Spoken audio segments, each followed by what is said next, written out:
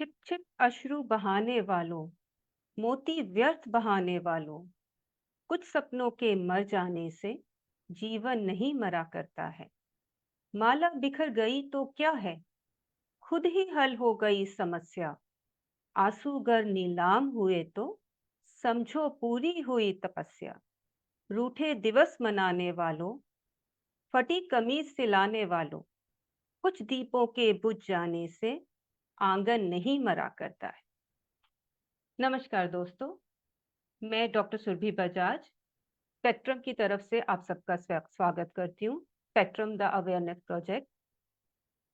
ये कविता श्री गोपाल दास नीरज जी की है, जिसकी कुछ पंक्तियां मैंने आज आपके साथ इसलिए साझा की हैं क्योंकि हम जिस परिवार से आज आपको मिलाने वाले हैं वह परिवार इन पंक्तियों को पूरी तरह से सार्थक करता है।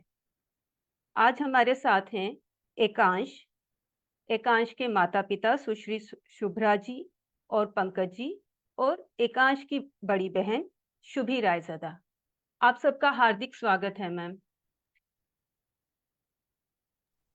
Thank you ma'am. Thank you ma'am. Thank you. नमस्कार।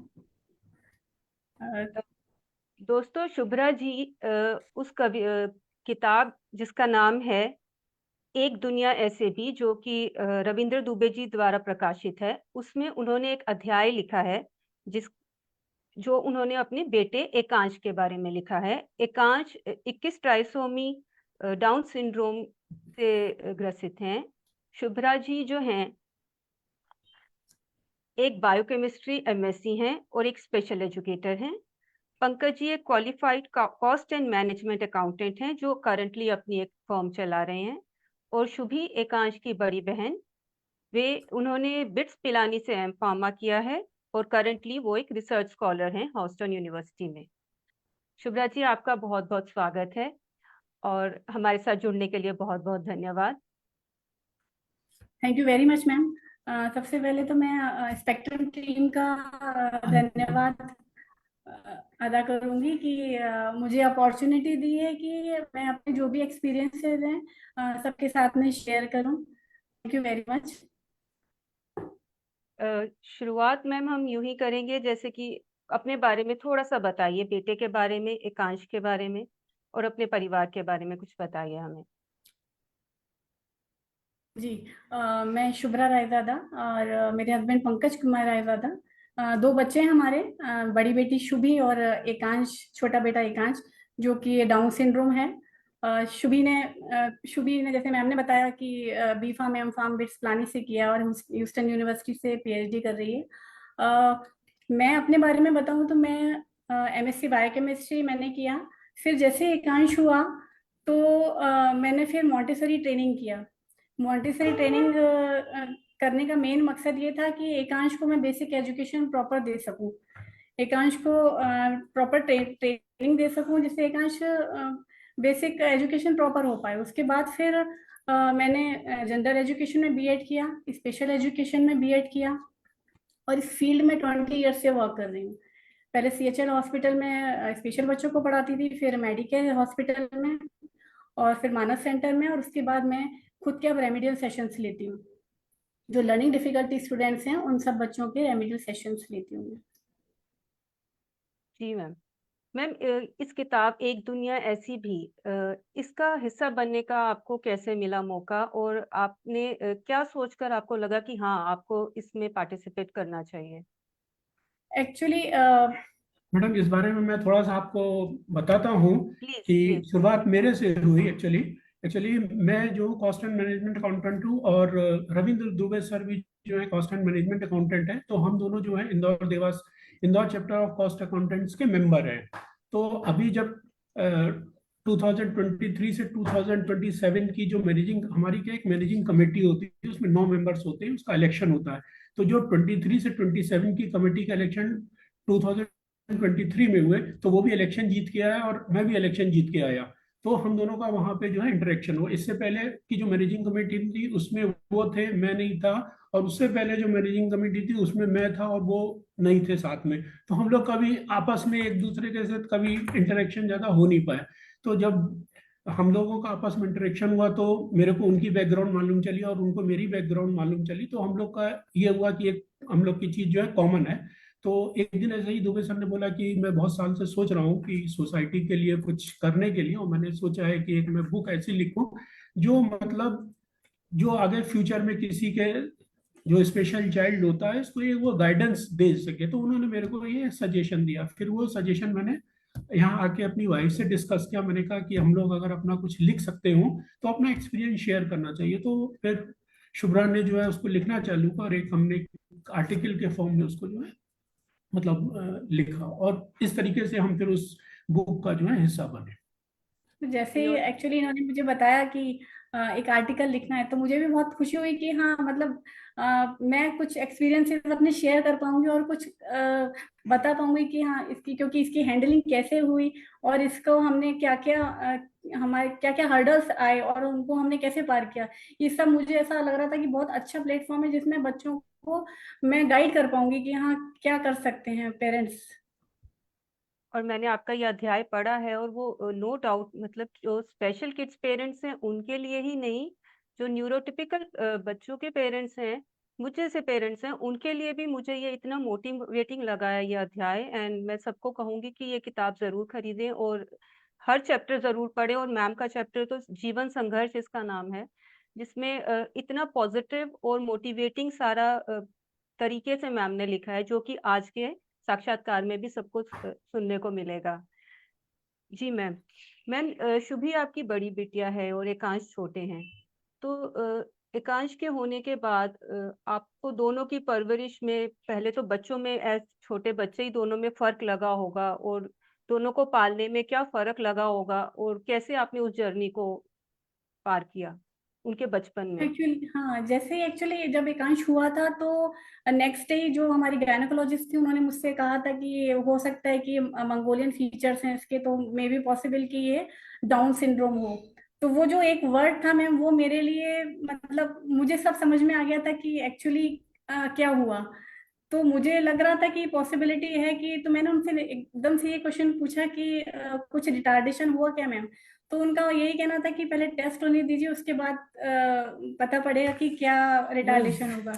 तो बस मैम जैसे ब्लड टेस्ट हुआ, रिपोर्ट्स आई, 15-20 डेज लगे और हमको पता पड़ा कि 21 ट्राइसोमी है। बस वहां से ही मैम सब कुछ चीजें काफी बदल गई थी। और दोनों की परवरिश में तो काफी मतलब अलग ही रही, क्योंकि एकांश को अपनी नीड बता ही नहीं पाता था एकांश। शुभी ये सब अपनी नीड बताती थी कि शुभी को क्या चाहिए क्या नहीं चाहिए। तो हमको शुभी को बड़ा करना बहुत डिफिकल्ट नहीं था, लेकिन एकांश को बड़ा करना डिफिकल्ट था, क्योंकि उसको एक टाइम इंटरवल पे उसको फीड कराना या उसको मतलब उसकी जरूरतें समझा। छोटे बच्चे होते हैं तो उनके पेट में दर्द होता है तो वो लोग बता पाते हैं, लेकिन एकांश के केस में हमको बहुत क्लोज ऑब्जर्वेशन करना पड़ता था कि उसको क्या जरूरत है। तो वो एक डिफरेंस था। प्लस दोनों की जब एजुकेशन स्टार्ट हुई तो शुभी का एडमिशन बहुत इजी था, क्योंकि जिस भी स्कूल में गए तो बहुत ही इजीली शुभी का एडमिशन हो गया। बट जब एकांश के एडमिशन के लिए गए तो एकांश का एडमिशन बहुत डिफिकल्ट रहा, क्योंकि स्कूल्स में स्पेशल बच्चों को उस समय तो मैम, इस समय तो काफी चेंजेस हो गए हैं, बहुत सा अवेयरनेस बहुत बढ़ गई है, टीचर्स की भी सोसाइटी की भी। उस समय ये सब नहीं था, तो सभी स्कूल्स ने मना कर दिया था कि इस पे हमारे पास कोई स्पेशल टीचर नहीं है तो हम नहीं केयर कर पाएंगे। फिर हमने मैम नवजीवन स्कूल में इसका एडमिशन कराया। और मैम उसके बाद से मतलब ऐसा बहुत बड़े चैलेंजेस नहीं आए, चैलेंजेस थे लेकिन फैमिली इतनी सपोर्टिव थी, शुभी बहुत कोऑपरेटिव मैम। जी, मतलब यहाँ पे मेन रोल सॉरी मेरे टू ख्याल में शुभी, जी, मैं मेन यहाँ रोल। शुभी से जानना चाहूंगी कि एकांश की लाइफ में उनके बड़े, उनके पेरेंट्स के अलावा शुभी हैं जिन्होंने आई एम श्योर बहुत इंपॉर्टेंट रोल प्ले किया होगा। तो हम शुभी से जानना चाहेंगे कि आपका एक्सपीरियंस कैसा रहा, आपकी बॉन्डिंग कैसी है एकांश के साथ, और आपको क्या लगता है आपका आपका कितना इम्पोर्टेंट रोल है उसकी लाइफ में। मतलब मैंने हमेशा हर चीज़ पॉजिटिव ही ली है, और मैं अपनी तरफ से जितना हो सकता है उससे बात करने की कोशिश करती हूँ। मैं कभी उससे ये एक्सपेक्ट नहीं करती कि वो मुझे आंसर दे। भले वो आंसर करे नहीं करे, वन वर्ड में करे।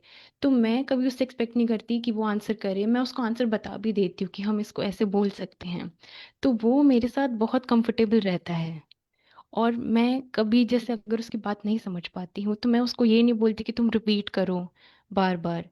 मैं उसको को ये रियलाइज नहीं करवाती कि मुझे नहीं समझ आ रही उसकी बात। मैं अपने एंड से ट्राई करती हूँ हमेशा कि मैं उसकी बात समझूं और उसके लेवल पे जाके वो उसको जो चीज़ें पसंद है वो मैं उससे बात करूँ, तो वो मेरे से ज़्यादा कंफर्टेबल रहता है।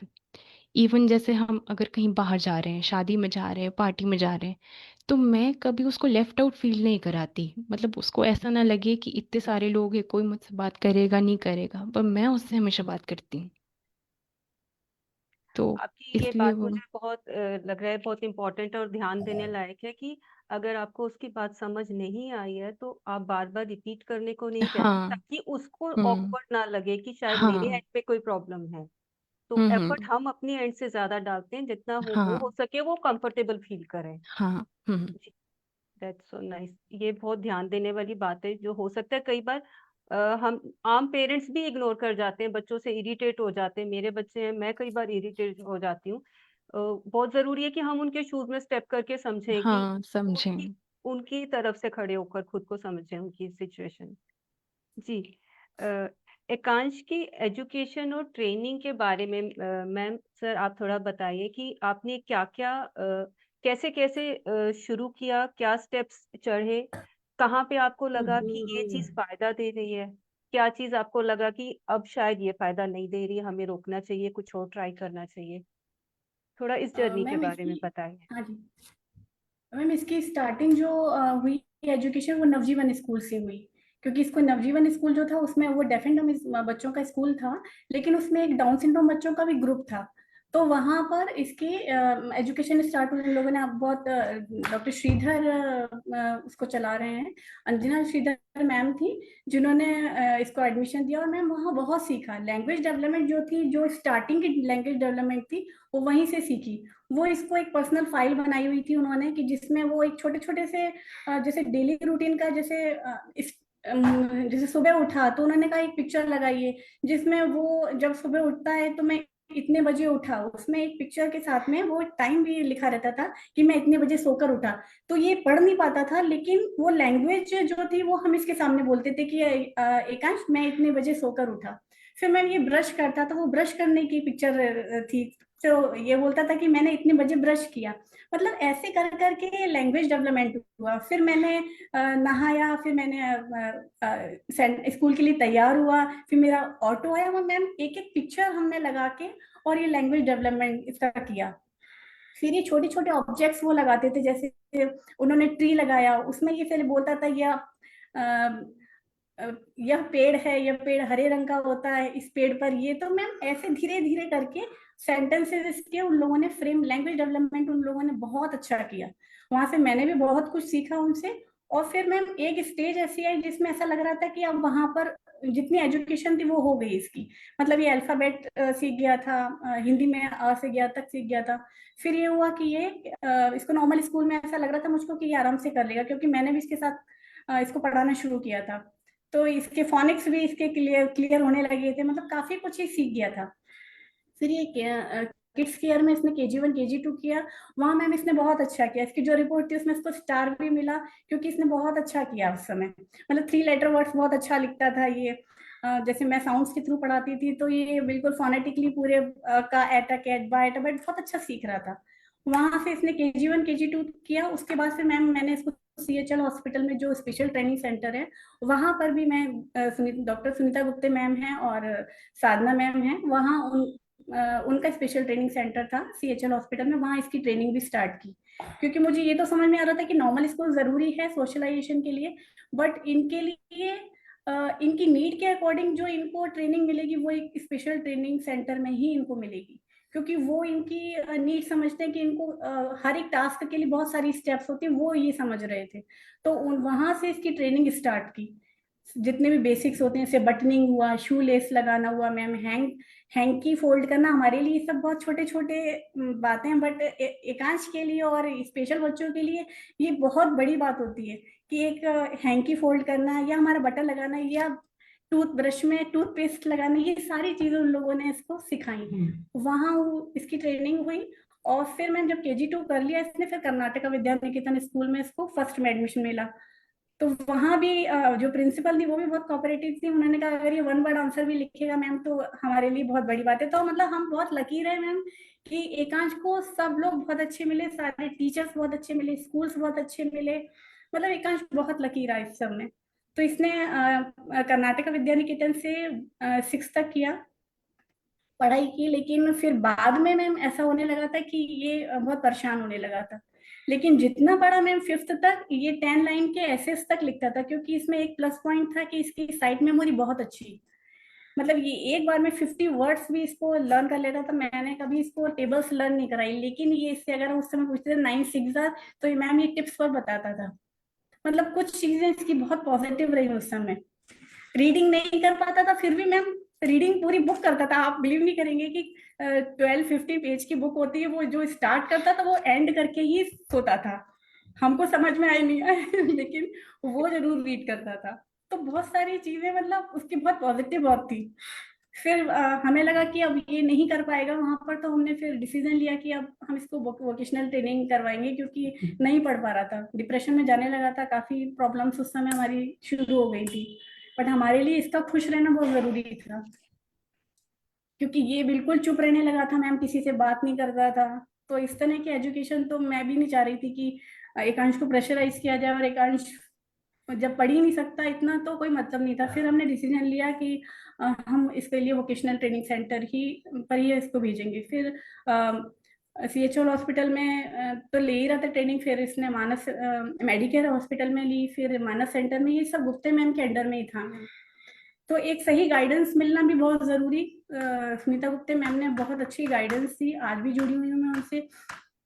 आज भी वो अपनी बराबर बताते रहते हैं कि इसको क्या करना चाहिए, क्या करना नहीं चाहिए।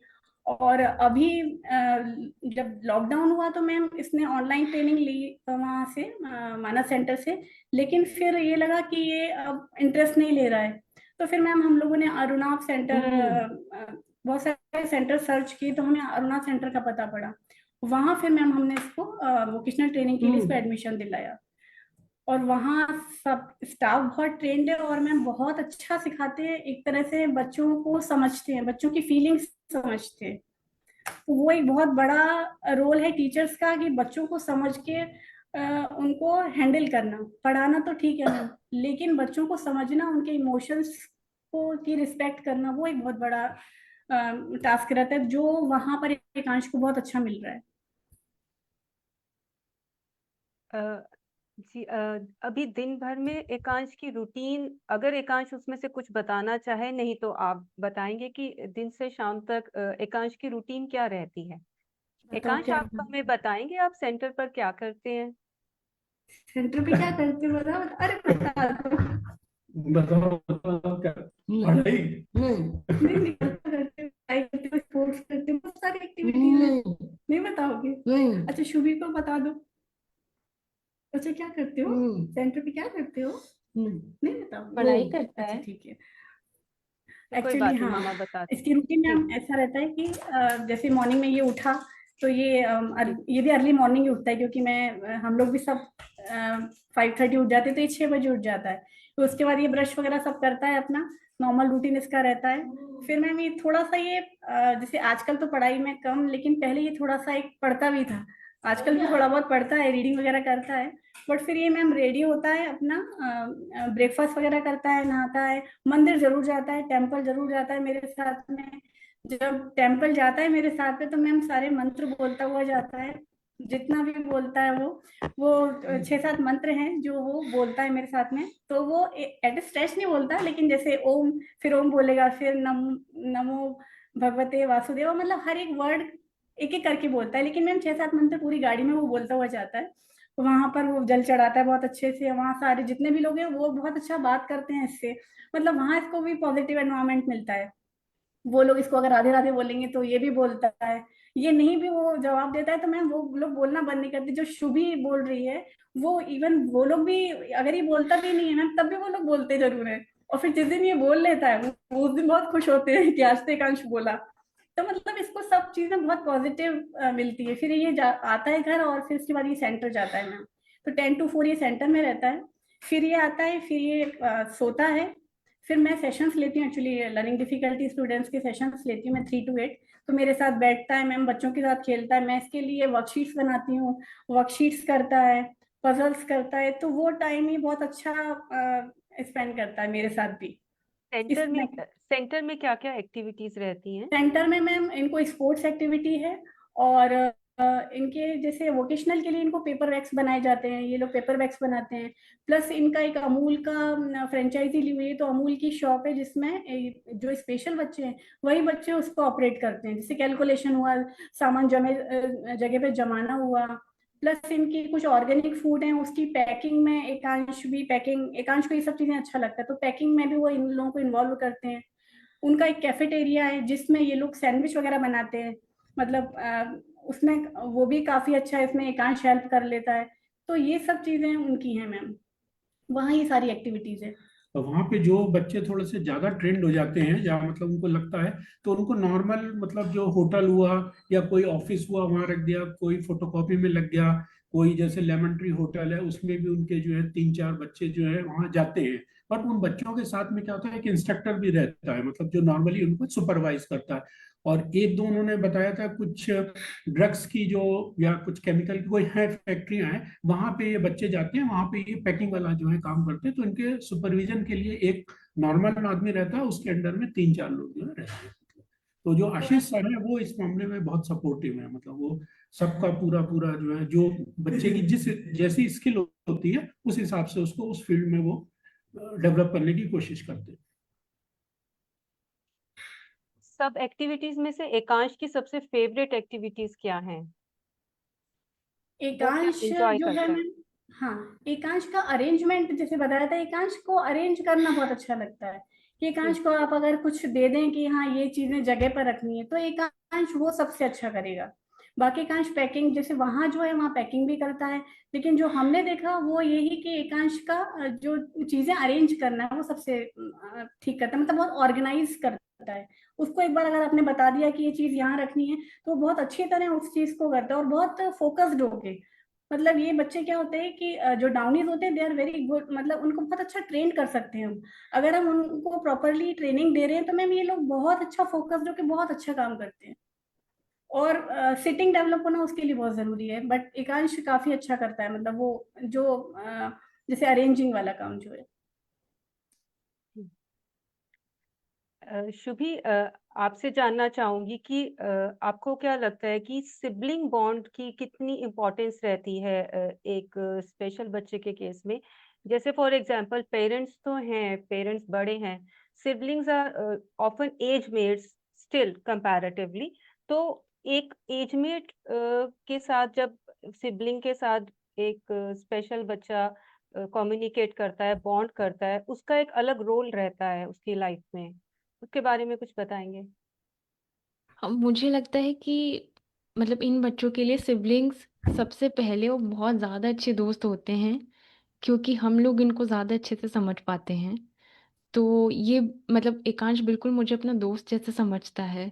तो उसको कुछ भी, जैसे ये लोग एक्सप्रेस भी इतना अच्छे से नहीं कर पाते, पर हम लोग के साथ ज़्यादा अच्छे से बता पाते हैं चीज़ें कि क्या फील कर रहे हैं, और बहुत सारी चीज़ें सीखते भी हैं। तो मतलब सिबलिंग्स का बहुत मतलब इम्पोर्टेंस होता है, बहुत सिक्योर फील करते हैं ये बच्चे कि हम एटलीस्ट कोई है जो हमको समझता है, हम अपनी चीज़ें शेयर कर सकते हैं। आपको लगता है कई बार ऐसा होता होगा कि कई मैटर्स जी में जी आपसे ज्यादा रिलेट कर पाता होगा एकांश जी कंपेयर जी टू मम्मी पापा? इधर आओ, हाँ, इधर मतलब जैसे कभी गुस्सा भी होता है तो अगर मैं समझाती हूँ उसको तो वो आओ। ज़्यादा अच्छे से समझता है उस चीज़ को, कि जी। क्यों ये चीज़ नहीं करनी चाहिए या क्यों गलत है ये। तो मैं समझाती हूँ उसको तो वो ज़्यादा अच्छे से समझ पाता है उसको। और फिर ये भी समझना हमें ज़रूरी है कि वो क्यों गुस्सा कर रहा है, या कोई चीज़ क्यों उसको पसंद नहीं है।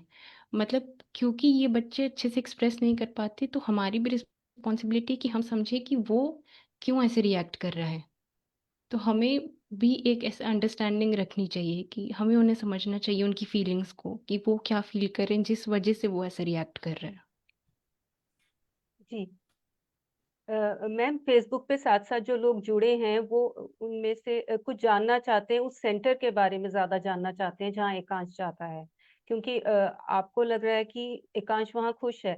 आपकी ये जो आपने लाइन बोली कि हमारा बच्चा वहाँ खुश होना चाहिए, ये मुझे इतनी ज्यादा मेरे साथ रेजोनेट कर रही है ना, कि मैंने भी अपने बच्चे को किसी कोचिंग सेंटर में लेके जाना था, तो उनकी इतनी स्ट्रिंजेंट से इतने बजे जाना है, बच्चा मतलब इतना ज्यादा पैक्ड अप हो जाता है। तो मेरा और मेरे हस्बैंड का सबसे पहले ये रहता है इशू कि हमारा बच्चा खुश रहना चाहिए, बाकी सब कुछ उसके बाद में है, जो कि आपने भी बोला कि एकांश खुश रहना चाहिए। तो उस सेंटर के बारे में थोड़ा सा विस्तार से बताएंगे, क्योंकि कुछ लोग जानना चाहते हैं जो हमसे जुड़े हैं फेसबुक पे। अरुणाभ सेंटर है जो आशीष कट्टी सर चला रहे हैं, और ये तिलक नगर में सेंटर है। यहाँ पर छोटे बच्चों के लिए भी स्पेशल एजुकेशन है, जिसमें स्पेशल एजुकेटर हैं जो उनको बेसिक ट्रेनिंग देते हैं। सभी बच्चे हैं, डाउन सिंड्रोम बच्चे भी हैं, ऑटिस्टिक बच्चे भी हैं, जिनको वहाँ पर ट्रेनिंग दी जाती है। मतलब वो जो एकेडमिक्स से रिलेटेड है वो भी वहाँ पर वर्क होता है, और जो वोकेशनल ट्रेनिंग सेंटर है और वो भी वोकेशनल ट्रेनिंग भी दी जाती है। जो 16+ बच्चे हैं उनको वोकेशनल ट्रेनिंग दी जाती है वहाँ पर। और जो एक्चुअली जो स्किल बच्चों में है उसको डेवलप करके, मतलब जो बच्चा कर सकता है वो आगे भी उस बच्चे को प्रमोट करके, सबसे बड़ी बात जो है जो वोकेशनल जो ट्रेनिंग देने के बाद जो उनको प्लेसमेंट है वो भी वो लोग कर रहे हैं। उस एरिया में वो लोग बहुत काम कर रहे हैं। अगर बच्चा अच्छा कर रहा है तो आशीष सर उसको 100% सपोर्ट कर रहे हैं। मतलब ये एक बहुत बड़ी बात है, और उनका काम रियली बहुत ही अच्छा है। मतलब बहुत अच्छा सोसाइटी को सर्व कर रहे हैं। तो तिलक नगर के बगल में टेलीफोन नगर है, एक्चुअल एड्रेस उसका टेलीफोन नगर है, टेलीफोन नगर में, इंदौर में। जी शुभ्रा जी, आपके इस जो अध्याय आपने लिखा है इसमें सबसे ज्यादा जो वर्ड आपने भी यूज किया और चैप्टर में भी बार बार उठकर आता है कि पॉजिटिव रहना। और रविंद्र जी का कहना है कि शुभ्रा जी सिर्फ अपने बेटे के साथ नहीं, उनका व्यवहार हर बच्चे के लिए इतना कंपैशनेट है, बाकी सब बच्चों के लिए भी। तभी आपने जो अपना ये चैप्टर लिखा है, इसमें एक दो लाइनें मैं जरूर पढ़कर सुनाना चाहूंगी सारे श्रोताओं को और दर्शक जो हमारे साथ जुड़े हैं, कि हमें इन बच्चों की छोटी छोटी उपलब्धियों पर इन्हें प्रोत्साहन देना चाहिए, इनके साथ सम्मान पूर्वक बात करनी चाहिए। जो मुझे इतना इम्पोर्टेंट पॉइंट लग रहा है कि मुझे भी कई बार लगता है कि हम एज अ पेरेंट्स ये भूल जाते हैं कि बच्चे हमसे छोटे हैं बट दे डिजर्व रिस्पेक्ट। तो उनसे रिस्पेक्टफुली पेश आए, और उनकी तुलना कभी दूसरे बच्चों से ना करें कि उसने ये कर लिया और तुमने ये नहीं किया। आपके इस चैप्टर से मेरे लिए इतने सारे टेक अवेज हैं ना, और इस सारे पॉइंटर्स में इतने अच्छे से आपने प्रेजेंट किया है अपने एक्सपीरियंस को। आप बाकी पेरेंट्स के लिए क्या देना चाहेंगे मैम, संदेश अ, कोई, या कोई लेसन, या आपका जो आपके टेक अवेज हैं अभी तक की अपनी जर्नी में, जो बाकी पेरेंट्स जो हमारे साथ जुड़े हैं उनके लिए एक इंस्पिरेशन बन सके। शुभी सबसे पहले आपसे ही, मैम, मैम के बाद। जी हाँ, सबसे पहले मैं कहना चाहूंगी कि हमें एक्सेप्टेंस सबसे बड़ी चीज है मैम, की एक्सेप्ट करना। हम एक्सेप्ट करते हैं तो मैम बहुत सारे रास्ते खुल जाते हैं। जैसे हमें पता पड़ता है कि हमारा बच्चे मतलब स्पेशल बच्चा है, या उसको पर्सनल अटेंशन की जरूरत है, तो हमें उस फील्ड में काम करना चाहिए। हमें हमारे जो पीडियाट्रिशियन है मैम वही अर्ली स्टेज में बताते हैं कि क्या क्या, क्योंकि डेवलपमेंटल स्टेज में ही बहुत सारे हमको चीजें पता पड़ जाती हैं कि बच्चे का डेवलपमेंट प्रॉपर नहीं हो रहा है। तो मैम बस वो जो अर्ली इंटरवेंशन है मैम वो बहुत जरूरी है, कि पता पड़ना कि बच्चे को क्या प्रॉब्लम है। जैसे ही मैम इंटरवेंशन होता है, बस आइडेंटिफिकेशन होता है, वैसे ही मैम हम इंटरवेंशन शुरू कर देते हैं। आइडेंटिफाई कर लिया बच्चे को कि क्या है, हम इंटरवेंशन देना शुरू कर देते हैं कि हाँ हाँ ये रेमेडीज हैं। उसके लिए मैम प्रॉपर, जैसे डॉक्टर अगर हमें बताता है कि किस थेरेपिस्ट के पास जाना है, तो जिस बच्चे को जो थेरेपी की जरूरत है वो जरूर पेरेंट्स उसके लिए करें। क्योंकि नॉर्मल स्कूल में भेजना हम बिल्कुल सोशलाइजेशन के लिए भेजते हैं, लेकिन मैम इनकी जो एक्चुअल लर्निंग जो स्टार्ट होती है मैम वो स्पेशल ट्रेनिंग सेंटर में होती है। क्योंकि जो स्पेशल एजुकेटर है वो एक आईपी बनाती है। आईपी इंडिविजुअल एजुकेशनल प्लान रहता है, वो हर बच्चे का एक अलग होता है, तो वो बच्चे की नीड के अकॉर्डिंग होता है। तो मैं ये कहना चाहूंगी पेरेंट्स से कि जब हमें पता पड़ जाता है तो हम उसकी रेमेडीज देखें कि हम क्या क्या कर सकते हैं, बच्चे को क्या नीड है। बच्चे को स्पीच थेरेपी की जरूरत है या बच्चे को ऑक्यूपेशनल थेरेपिस्ट की जरूरत है, तो जो हमारे डॉक्टर हमको गाइड करें, हमको वो जरूर समझना चाहिए कि हम ये कर सकते हैं। प्लस घर से ही बच्चे की रिस्पेक्ट स्टार्ट होती है। हम रिस्पेक्ट करेंगे मैम तो सोसाइटी भी रिस्पेक्ट करेगी। हम हर जगह बच्चे एकांश को लेकर जाते थे मैम, हर जगह एकांश गया है। हम पार्टीज में जाते थे तो हम चारों मिलकर एकांश को संभालते थे, और हम एंजॉय भी हमने पूरी अपनी लाइफ की मैम, क्योंकि हम हमारा जो एटमॉस्फेयर है वो बहुत ही पॉजिटिव। शुभी बहुत कोऑपरेटिव, पंकज बहुत कोऑपरेटिव, मेरे इन लॉज कोऑपरेटिव, मेरे पेरेंट्स बहुत ज्यादा कोऑपरेटिव। मैं सबसे भी कहना चाहूंगी कि जब बच्चा आता है तो ये हमारी रिस्पॉन्सिबिलिटी हो जाती है कि हम उसको कैसे बढ़ाएं आगे। क्योंकि हम अगर ये सोच के बैठ जाएंगे कि अरे इसमें तो प्रॉब्लम है, अब तो कुछ हो ही नहीं सकता, तो मैम सारे रास्ते बंद। बट अगर प्रॉब्लम है तो मैम सॉल्यूशन भी है।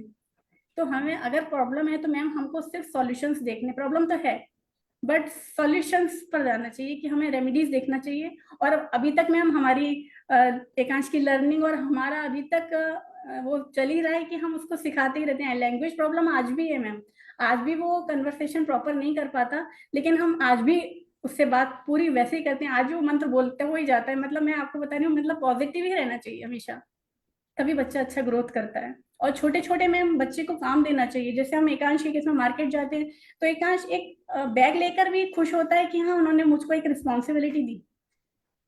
तो छोटे छोटे हमको बच्चों को अपने घर में ही बहुत छोटे छोटे काम देना चाहिए, जिससे, और ये नहीं सोचना चाहिए हम उसको उससे काम करवा रहे हैं। काम करवाना नहीं है, बच्चे की इम्पोर्टेंस एक तरह से बताना है कि बच्चा ये इम्पोर्टेंस, मतलब बच्चे को ये लगे कि मैं भी इस घर में, मेरी इम्पोर्टेंस है, मैं कुछ कर रहा हूँ कुछ काम। पर्पस तो होना ये चाहिए। नहीं, यस, ये नहीं सोचना चाहिए कि हम उससे काम करा रहे हैं। जैसे मुझे एक शेयर करना चाहूंगी कि जब मैं छोटा था एकांश, तो हम सेकंड फ्लोर पे रहते थे। एकांश अपना बैग लेकर नीचे जाता था और नीचे से बैग लेकर ऊपर आता था। तो मुझसे मेरी एक फ्रेंड ने बोला कि क्या एकांश को तुम बैग लेकर नीचे भेज देती हो और वो अपना बैग लेकर ऊपर आता है। तो मैंने उससे कहा कि उसके बैग में कुछ भी नहीं होता है, सिर्फ एक लंच बॉक्स होता है, और वो बहुत खुश हो के अपना बैग लेकर जाता है कि मैं मतलब इतना बड़ा काम कर रहा हूँ। तो मतलब मैं कोई इससे काम नहीं करा रही हूँ, बट ये मतलब उसकी खुशी है। तो वो नीचे जाता था, मैं बैठता था अपनी चेयर पर, उसका ऑटो आता था, अपने आप बैठता था, अपने आप जाता था, फिर आता था। मैं ऊपर से सब देखती थी, बट वो सारे काम अपने आप करता था। तो ये एक बच्चे को इंडिपेंडेंट बनाना चाहिए। मतलब एजुकेशन तो ठीक है, लेकिन बच्चे को हमको तैयार करना है कि इंडिपेंडेंटली वो अपना सब काम कर चुके। अल्टीमेटली मैम हमारा ये गोल होना चाहिए कि बच्चा किसी पे भी डिपेंडेंट ना हो, बच्चे को सब कुछ करना आना चाहिए। इवन अपना खाना भी, हमारी जो काउंसलर है सुनीता गुप्ते में, वो हमेशा बोलती है कि बच्चे को अपना खाना बनाना भी आना चाहिए, सब कुछ। कि फ्यूचर में ठीक है बच्चे बिल्कुल सिबलिंग्स ध्यान रखेंगे, बट मैम उसको इतना आना चाहिए कि वो एक दाल चावल बना सके, वो सब कर सके। नहीं, वो घर में उसको काम दे के उसका इन्वॉल्वमेंट भी होता है ना। जैसे आप घर में कुछ सामान लेके आए बैग में, तो उसको आप बैग दे दीजिए, वो फिर सामान अलग, बिस्किट को बिस्किट की जगह रखेगा, सूप को सूप की जगह रखेगा, पेस्ट को से। तो उसको भी लगता है कि उसकी जो है इम्पोर्टेंस जो है घर में। जैसे प्लांट्स हो तो प्लांट्स में वो जो है पानी भरे, या कुछ जो भी किचन में बर्तन को इधर से उधर रखना, तो वो भी अगर करें तो उनको भी जो है थोड़ा सा इन्वॉल्वमेंट उसमें लगता है। छोटे छोटे काम है बट उसमें उनका इन्वॉल्वमेंट होता है, तो दे आर ऑल्सो हैप्पी कि वो हाँ हाँ भाई हम कुछ जो है काम जो है कर रहे हैं। पर्पस फील होता है लाइफ में, साथ में सेंस ऑफ हाँ अचीवमेंट हाँ आती है ना, जिससे कॉन्फिडेंस कितना बिल्डअप होता है बच्चे का। हाँ। बिल्कुल। जैसे रात में हम लोग डिनर करते हैं तो उसे कहते हैं टेबल साफ करो, टेबल मैट लगाओ, जो है बर्तन रखो, स्पून रखो, यहाँ तक का काम वो करता है। उसके बाद का काम फिर हम लोग करते हैं। मार्केट भी जाता है तो मैम ट्रॉली ट्रॉली में अपने हाँ सारे अपनी चॉइस की सब चीजें लेना, वो सब रखना, घर मतलब वो कार तक लेके जाना उस ट्रॉली हाँ, को, ट्रॉली को पुश करना वो भी इसके सब लिए काम है। वो मतलब करता है। आप, हम आगे खड़े रहते हो, ट्रॉली धीरे धीरे पुश करता है भाई, किसी से टक्कर नहीं हो जाए। बट एक उसको लगता है कि सब बड़े लोग ट्रॉली पुश कर रहे हैं, तो वो भी एक ट्रॉली पुश कर रहा है, तो उसके राइट। अंदर एक अच्छी फीलिंग आती है। फिर मैम जो वो रहता है, हम जब पेमेंट करते हैं, जो स्लिप मिलती है उस पर वो स्टैंप लगवाना, ये उसके लिए बहुत बड़ा टास्क होता है कि उसने ये वाला काम किया। मतलब छोटे छोटे से काम जो है वो उसको मतलब बहुत ज्यादा मोटिवेट करते हैं। घर आता है तो मैं उन सभी चीजों को जगह पे जमाना, मतलब ये भी बहुत बड़ा काम है कि बिस्किट को कहाँ रखना है, दालों को कहाँ रखना है, ये सारी चीजें। तो ये छोटे छोटे काम करवा के मतलब इन लोगों को मोटिवेट कर सकते हैं हम लोग बहुत ज्यादा। राइट। और इन अच्छा। बच्चों को जो है स्पेशल स्कूल में पढ़ाना मैडम इसलिए भी जरूरी है क्योंकि ये लोग क्या होता है कि वहाँ के जो एटमॉस्फेयर देखते हैं अपने ही तरह बच्चे देखते हैं, तो उनको कोई इंफेरिटी कॉम्प्लेक्स नहीं होता। अगर हम इस बच्चे को एक नॉर्मल रखते, जैसे जब ये उसमें कर्नाटका में था, तो एक स्टेज के बाद उसको भी लगा रहा है कि वो कम्युनिकेट नहीं कर पाता है, वो मतलब आंसर टीचर जवाब देती है, पूछती है तो जवाब नहीं देता, ब्लैक बोर्ड से लिख नहीं पाता है। बट ये जब अपनी तरह के बच्चों में रहते हैं तो ये बिल्कुल एक बहुत अच्छा फील करते हैं। इनको ये नहीं लगता कि इनके अंदर कोई कमी है, तो इनका डेवलपमेंट और फास्ट होता है। Right. शुभी, आप कुछ कहना चाहेंगी, मैसेज देना चाहेंगी यंगस्टर्स को या जो सिबलिंग्स हैं कि अ, आपका जो एक्सपीरियंस के हिसाब से क्या चीजें जिनका ध्यान रखना चाहिए और क्या चीजें हैं जो आगे लाइफ के पाथ को इजी कर सकती हैं, बच्चे के लिए भी एंड पूरी फैमिली के लिए एज अ होल? मतलब मुझे लगता है कि जितना पॉजिटिव रहेंगे, जितना ज़्यादा एक्सपोज़र देंगे बच्चे को उतना ज़्यादा ग्रोथ होगी। मतलब हम लोग जैसे हमेशा उसको हर जगह ले जाते थे, कभी ऐसा नहीं किया कि हम उसको कहीं लेके नहीं गए। तो इन सब चीज़ों से मतलब बहुत कॉन्फिडेंस भी बिल्डअप होता है उसका। तो बहुत ज़रूरी है कि आप हर जगह लेके जाओ बच्चे को। Thank you so much Shubhi. Thank you Shubhra ji, Pankaj ji. आप पूरे परिवार से आज मिलकर, पहले तो आपके चैप्टर को पढ़कर और आपसे मिलकर हर बार मैं इतना मोटिवेटेड फील की हूँ कि पॉजिटिव रहना अंडर ऑल सर्कमस्टांसेस सबसे ज्यादा इम्पोर्टेंट है लाइफ में। अगर हम पॉजिटिव हैं तो जो लाइफ में लिखा है वो फेस तो करना है, किसी भी तरह की अगर हमारी लाइफ में सर्कमस्टांसेस हैं, लेकिन पॉजिटिव रहना सबसे इम्पोर्टेंट है। तभी हम हर चीज का हल ढूंढ सकते हैं, तभी हम अपने कोई भी इश्यूज हैं उनके लिए सॉल्यूशंस निकाल सकते हैं। और अपने बच्चे के लिए, चाहे वो न्यूरोटिपिकल है चाहे न्यूरो डाइवर्जेंट है, पॉजिटिव रहना, उसको एनकरेज करना, किसी से कंपेयर ना करना, उसको जितना हो सके अपॉर्चुनिटीज देना और उसको अपने बराबर का समझना, उसको अपनी हर बात में इन्वॉल्व करना, उसको लेफ्ट आउट फील नहीं कराना, ये सब टेक अवेज हैं जो मैं आपसे लेके जा रही हूँ आज। आपको बहुत बहुत शुभकामनाएं। Thank you so much for joining with us today. Thank you madam. Thanks a thank you lot. Very much.